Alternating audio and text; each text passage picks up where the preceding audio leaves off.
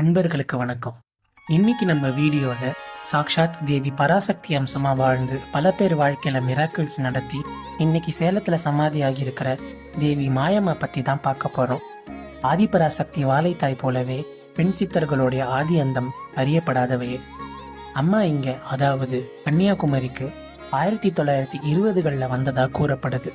சிலர் இவர் நேபாள நாட்டு இளவரசினும், சிலர் காமாக்கியா தேவி சக்தி பீடத்துல அவதரிச்ச யோகினினும் சொல்றாங்க.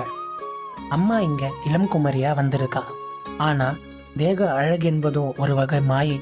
அதனால தனக்கு தொந்தரவுகள் வரும், அவதார நோக்கத்தை முடிக்க முடியாது என்று எண்ணி காரைக்கால் அம்மையார் போலவே அழகற்ற தோட்டம் வாங்கிக்கிறாங்க. அம்மாவோட முகத்துல அழிஞ்சு போற அழகு இல்லைன்னா கூட என்னைக்குமே அழியாத கருணையும் அன்பும் இருந்ததுன்னு தான் சொல்லணும். அதுவே பேரழகு. அம்மாவுடைய தினசரி நடவடிக்கைகள்ல மிராக்கலா தான் இருந்தது. அதுல சிலவற்றை இங்க பார்க்கலாம். கன்னியாகுமரி தெருவோர கடைகள்ல இருக்கிற தின்பண்டங்கள் எடுத்து அவ உணர்றது மாதிரி பாவனை செஞ்சு தன்னை நம்பி இருக்கிற நாய்களுக்கு போட்டுடுவா. அப்படி யார் கடையில எடுக்கிறாங்களோ அவங்களுக்கு வியாபாரம் பண்ணிக்கு கொட்டுமாம். திடீரென காணாமல் போயிடுவாளாம். அப்போ அங்கிருந்த மீனவர்கள் கடலுக்கு மீன் பிடிக்க படகெடுத்து செல்லும் போது கடல்ல தண்ணியில நடந்து போயிட்டு இருப்பாங்களாம். சில மீனவர்கள் புயல் காலத்துல போன கடல்ல தங்களை காப்பாத்துறத மாயமா தான் அப்படின்னு சொல்றாங்க. இப்படி திடீர்னு ஒரு இடத்துல மறைஞ்சி இன்னொரு இடத்துல மாயமா வந்ததுன்னா இந்த அம்மாவை மாயமா அப்படின்னு அடங்கிட்டாங்க. ஒரு நாள் கன்னியாகுமரிக்கு வந்த சுற்றுலா பேருந்து அங்கிருந்த நாய் மீது ஏறியது. நாயோடைய குடல் வெளியேறி அந்த நாய் மரணிச்சிடுச்சு. எல்லா உயிரையும் தம் உயிராய் தத்தெடுத்த மாயம்மா அங்க விரைஞ்சி வந்து சரிஞ்சு கிடந்த அந்த நாயோட குடலை திரும்பி அந்த நாயோட வயிற்றிலேயே வச்சு அருகாமையில இருந்த சின்ன சின்ன குச்சிகளை வச்சு அந்த காயத்தை தைச்சிருக்காங்க. அந்த காயம் உடனே ஆடுறதுக்கு சாதாரண மண் எடுத்து தடவிருக்காங்க.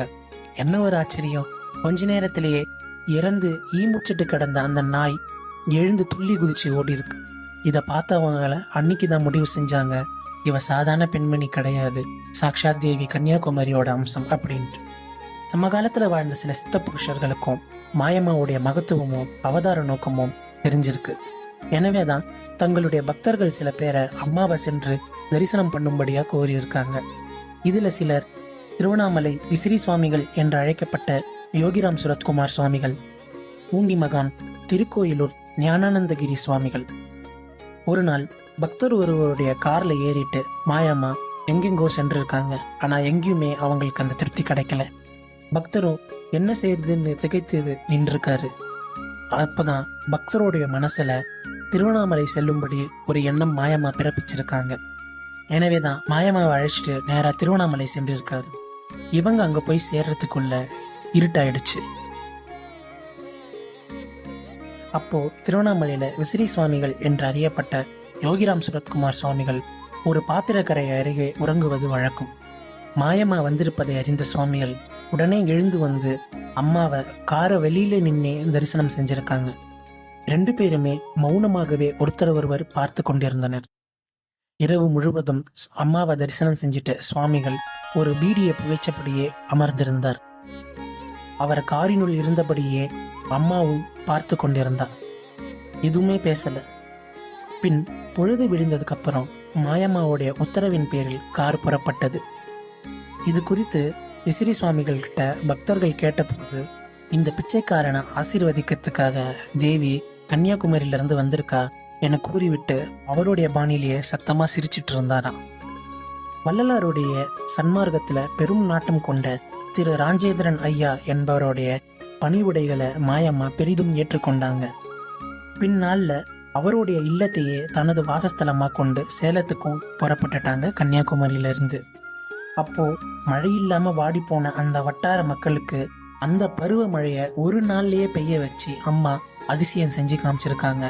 அந்த வட்டார மக்களும் இவ சாதாரண பெண்மணி கிடையாது, அம்மனுடைய அம்சம்தான் அப்படின்ட்டு அம்மாவை அன்று முதல் பக்தியோட வணங்க ஆரம்பிச்சிருக்காங்க.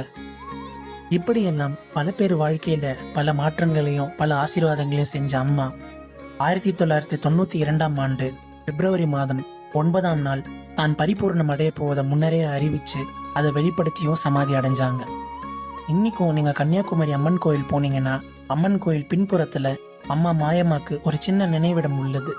உங்களுக்கு வாய்ப்பு கிடைச்சதுன்னா சேலத்தில் உள்ள மாயம்மாவுடைய ஜீவசமாதிக்கு போயிட்டு வாங்க.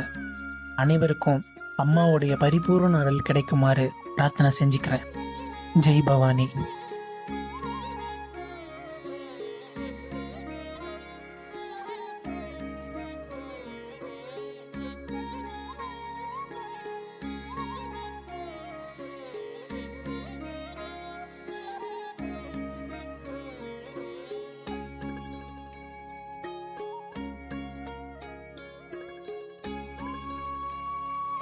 இந்த வீடியோ உங்களுக்கு பிடிச்சிருந்தா லைக் பண்ணுங்க, சப்ஸ்கிரைப் பண்ணுங்க, உங்களுக்கு பிடிச்சவங்களுக்கு ஷேரும் பண்ணுங்க.